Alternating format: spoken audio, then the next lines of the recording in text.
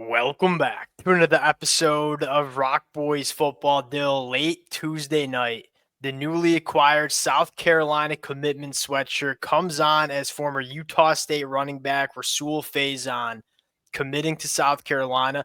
One of the best running backs available in the transfer portal, one of the best running backs, period, in the transfer portal. I want to start with this.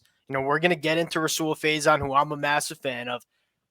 You got to take a second and just give Shane Beamer a tip of the cap in terms of how he's managed the transfer portal up until this point. The first week when that portal opened, it was quiet on the South Carolina front. And look, South Carolina wasn't just sitting on their hands. They were making sure the good football players, of which there were a lot of young talent on this roster, is coming back in 2025, making sure what they had on this roster is happy and ready to rock and roll in 2025. Which not a lot of programs do, by the way. A lot of programs lost some good players. South Carolina did it. And then ever since then, it's not been just wild aggression. I think the name or the term I would use is calculated aggression. They weren't going to go after just any old running back. There were a lot of solid running backs available, and they didn't really go after them. When Justice Haynes popped up, South Carolina made a real run at him. It didn't work out. Michigan gets him. All right, we're going to be patient. We're going to see what other running backs are available. Oh, Rahsul Faison pops up. We're going to push our chips in. And they found their running back one heading into 2025. Now, I want to get a little bit into Rahsul Faison's game, talk about what he brings to South Carolina, but I also want to have the conversation of, Dill, what are the question marks do we have about South Carolina heading into 2025? Because there are a few, but I got to give Shane Beamer a ton of credit. He's shoring those cracks up in the transfer portal. Now, before we get into it, as always, to the South Carolina fans, the boys cannot thank y'all enough. It's been really fun talking this program for the last couple of months, and the amount of support y'all continue to show to the fellas, it means the absolute world. It's like a retro South Carolina. It looks a little old. I like it a lot. Appreciate you guys rocking with it. If y'all do enjoy the content, consider subscribing to the channel. Dill, you are very familiar with Rahsul Faison. I'll give you the T-box here. What does he bring to the South Carolina offense? I mean, you said it. You now have that number one back, and that was probably going to be one of the huge issues you kind of felt like coming out of that bowl game was without Rocket Sanders being in that game, you did feel like you didn't exactly have that running back who was a real difference maker. And Oscar Attaway, good player. I think Howell's going to be a good player too. But I don't think you would have felt wildly confident that you would have had a top-tier SEC running back. Great. I think with a guy like Rahsul Faison, you kind of have that. A really patient runner, really good at making guys miss at the second level, like a very, very quick running back. And again, the amount of space I think they can create in this offense with Lenora Sellers and his ability to make guys miss in a phone booth and make guys miss in open space, I think that's a really, really good combination. It's funny, Dill, because I'm not saying Rocket Sanders was a bad fit in the South Carolina offense, but it almost is like, hey, I think a running back that does better in space might be a little bit more beneficial to the South Carolina offense. So I look at this and say it's perfect. Because when you have Lenora Sellers running those read options and those backside edges and those backside linebackers have to respect what Lenora Sellers can do, it's creating some more green grass for the running back. Rahsul Faison's a running back that's going to capitalize on that. One of the things I love most about his game is Dill, he's 5'11", 200 pounds. So he's not this size that Rocket Sanders is. Go back to the 2024 year, Dill, he averaged 3.8 yards after contact per carry. Now, there are a lot of running backs that don't average 3.8 yards per carry, period. He was doing that after contact. He's not the biggest running back, but can deal with contact pretty damn well. And then when he does get to the second level, like you said, this dude's electric. And if you are a safety and you are trying to come down the hill and make a play on Rahsul Faison, if you don't take a good angle, he's going to run right by you. He can give you the hard yards, but he can also be a running back that can hit the explosives too. And Dill, with this offensive line that I think is going to be night and day better than what it was in 2024, this is a rushing attack that is going to be very hard to deal with for South Carolina in 2025. And that was the big thing in this transfer portal window. And you've seen South Carolina go after some other backs, notably Justice Haynes. That was going to be a big one. Like you said it, South Carolina I don't think needed to bring in like 25 guys in the portal. but there were a couple of positions I think were very important. Defensive tackle was a big one, obviously bringing a guy like Gabriel Brown-Lodindi, and then running back was probably the real one that stood out. Like, man, I think you really want to get that number one guy because that, you said it, that rushing attack can be very, very elite in 2025. I think they've kind of rounded that room out. Now I think you had a really good room. You got a good mix of young talent. You got guys like Rahsul, or a guy I should say, like Rahsul Faison, who kind of leads the way as the running back one to usher in the Juju McDowell or the Juju Howell. Sorry, era, and getting your Juju's mixed up. I'm getting them. I'm with you. I'm with you. What I love most about what South Carolina's done is there's a lot of programs that would panic when you miss out on Justice Haynes. You know, they pushed their chips in for a guy like Justice Haynes, who would have been very good at South Carolina.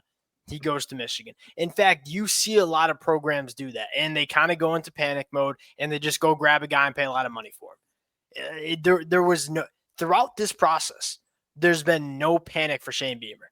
Like, it's been very calculated. It's been very methodical, and you start looking at the list of incoming transfers, to me, every incoming transfer, it serves a purpose. Like, Shane Beamer's not just going out get players to get players. And there are programs who would seemingly do that. Whereas, like, well, I don't know if you needed that guy, but you're getting him anyways. It's targeted. We got a good roster. We got a good young nucleus of talent that we believe in 2025. We're not going to try to overturn our roster with new players. We're going to try to fill in the cracks using the transfer portal. And you start scrolling down this list and say, one, Rahsul Faison. I mean, you needed a running back one. Heck, you got a running back one. And I think you make a good point in not settling for a running back, because there are a lot of running backs in the portal. There's not a zillion difference makers. I think they do have a guy like that. And man, you do see teams like you miss out on your number one target, if you will, like a Justice Haynes, and then you go, well, we'll just take kind of the next guy up. They didn't really do that. I do think, and again, it was an important position because they wanted that number one guy and they got it. But you're right. Like, a lot of teams you'll see, I feel like, oh, we missed out on X target. Well, we'll just take a guy who's like 3 rungs below him because we just need to get something. Really composed job by Shane Beamer and this talent acquisition staff at South Carolina to kind of still get that. And what allows you to be like that? What allows you to operate with, well, I think you used the word composure. I'd probably agree with you're allowed to do it because you recruit the high school ranks and you develop your own guys. Like, there's a lot of programs who rely on the transfer portal. So if they miss out on a guy, like they don't got an answer on their roster, they got to go out and get another one. When you recruit the high school ranks and you develop like South Carolina is doing so, and you have all of this young talent on your team, you don't have to get, for lack of better terms, desperate in the portal.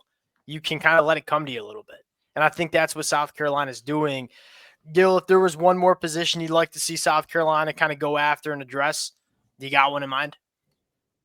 I mean, I still think you probably add another defensive tackle, and that's a tough position because I look like there's just not a zillion good players. I do think you kind of got one of the interesting ones in Gabriel Brown-Lodindi, who, again, if they can get to work in developing him and getting him to maximize, they'll have a really good one. But that's still a room, losing the amount of guys you're going to lose from last year.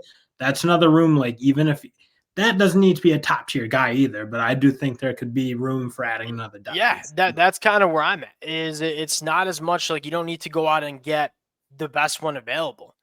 Can you get some proven solid guys to bolster the depth? Because that's it's never fun to talk about depth, but on the defensive line, like, it's so important. Like, you can't play these 315-pound bodies 70 snaps a game like you can the defensive backs. You got to be able to rotate them and keep them fresh.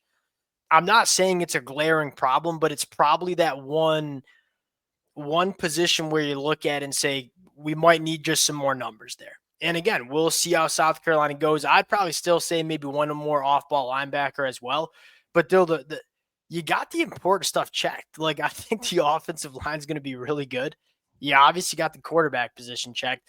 I know some South Carolina fans wanted some wide receiver help.